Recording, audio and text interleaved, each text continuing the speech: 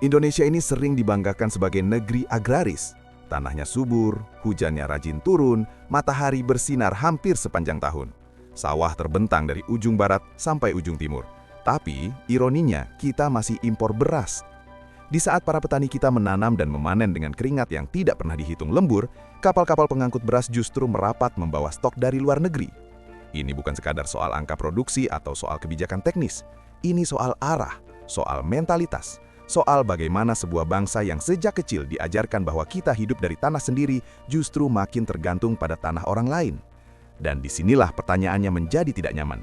Kenapa negara yang katanya agraris justru berkali-kali berdiri di antrean pasar global untuk membeli makanan pokoknya sendiri? Ini bukan cerita yang hitam putih, bukan juga teori konspirasi murahan, tapi realitas yang pelan-pelan membentuk risiko besar bernama krisis pangan. Kita hidup di negeri yang secara geografis diberkahi, tapi secara manajemen sering kebingungan. Luas lahan pertanian kita memang besar, tapi setiap tahun lahan itu menyusut karena alih fungsi. Sawah berubah jadi perumahan, jadi pabrik, jadi jalan tol, dan kita menyebutnya pembangunan. Tidak ada yang salah dengan pembangunan, tapi ketika sawah produktif berubah jadi beton tanpa perhitungan matang, kita sedang menggerus kemampuan produksi sendiri. Gue tidak sedang anti kemajuan, tapi kemajuan tanpa keseimbangan itu seperti memotong dahan tempat kita duduk. Kalian mungkin melihat kota makin cantik, gedung makin tinggi, tapi di desa banyak petani makin tua. Anak-anak mereka tidak lagi tertarik meneruskan bertani karena hasilnya tidak sebanding dengan kerja kerasnya. Masalahnya tidak berhenti di lahan, produktivitas juga jadi isu besar. Banyak petani kita masih bergantung pada cara-cara tradisional dengan akses teknologi yang terbatas. Irigasi tidak selalu optimal, pupuk sering langka atau mahal, distribusi bibit unggul tidak merata. Ketika musim kemarau panjang atau hujan ekstrim datang, panen bisa anjlok drastis. Kita hidup di era perubahan iklim yang tidak bisa dianggap remeh. Fenomena seperti El Nino dan La Nina bukan lagi istilah asing di berita, tapi dampaknya nyata di sawah. Produksi menurun, harga naik, pemerintah panik, lalu impor jadi solusi instan. Instan memang menggoda karena cepat, karena bisa meredam gejolak harga dalam waktu singkat, tapi efek jangka panjangnya sering luput dari perhatian. Distribusi juga jadi masalah klasik. Tidak semua kekurangan beras di suatu daerah murni karena kurang produksi nasional. Kadang stok ada, tapi distribusi tersendat. Infrastruktur belum merata, biaya logistik tinggi, rantai distribusi panjang. Dari petani ke tengkulak, dari tengkulak ke penggilingan, dari penggilingan ke distributor besar, lalu ke pasar. Setiap mata rantai mengambil margin. Akhirnya harga di konsumen naik, sementara harga di tingkat petani tetap rendah. Petani sering berada di posisi paling lemah dalam rantai ini. Mereka menjual dengan harga murah saat panen raya karena butuh uang cepat. Sementara ketika harga melonjak di kota, keuntungan lebih banyak dinikmati oleh pihak lain. Kita juga perlu membicarakan soal data. Perdebatan soal impor beras seringkali memanas karena perbedaan data produksi dan konsumsi. Ada klaim surplus, tapi di lapangan terasa defisit. Ada laporan stok aman, tapi harga tetap naik. Transparansi dan akurasi data menjadi krusial. Tanpa data yang solid, kebijakan bisa salah arah. Kita seperti mengemudi di jalan berkabut dengan speed tinggi. Salah perhitungan sedikit saja, dampaknya bisa luas.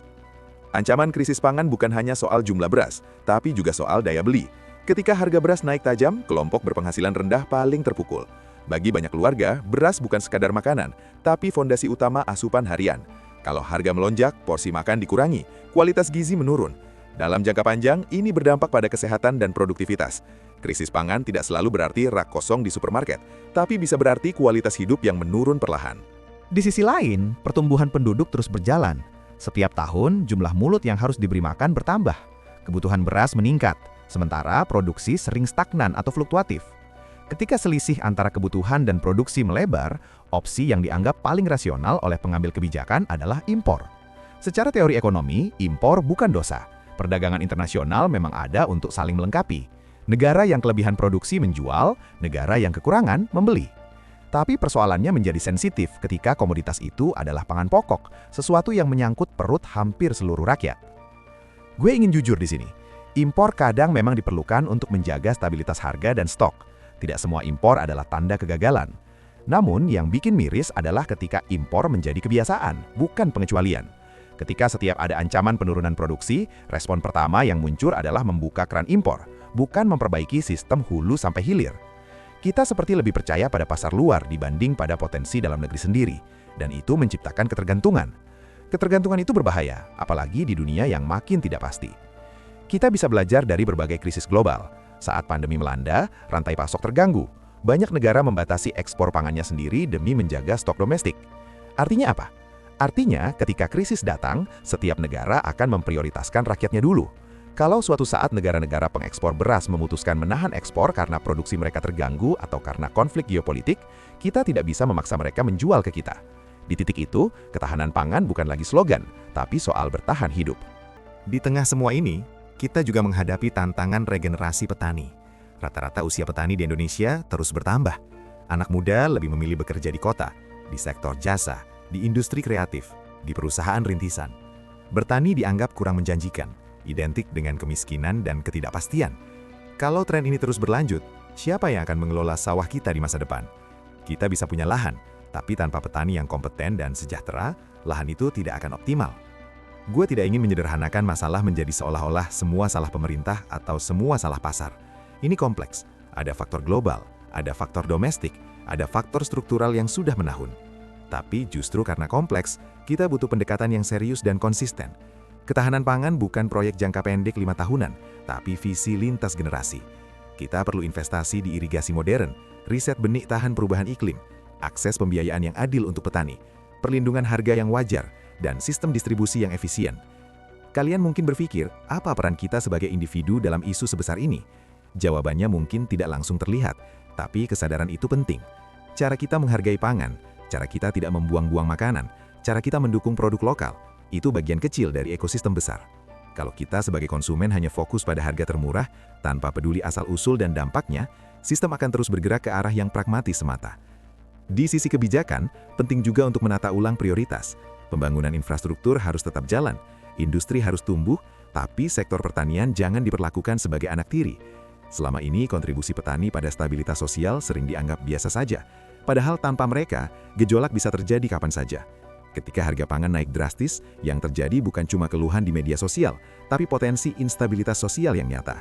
Kita juga harus realistis bahwa swasembada total mungkin tidak selalu rasional dalam setiap kondisi. Ada kalanya impor memang lebih efisien secara ekonomi, tapi efisiensi ekonomi tidak boleh mengorbankan keamanan strategis.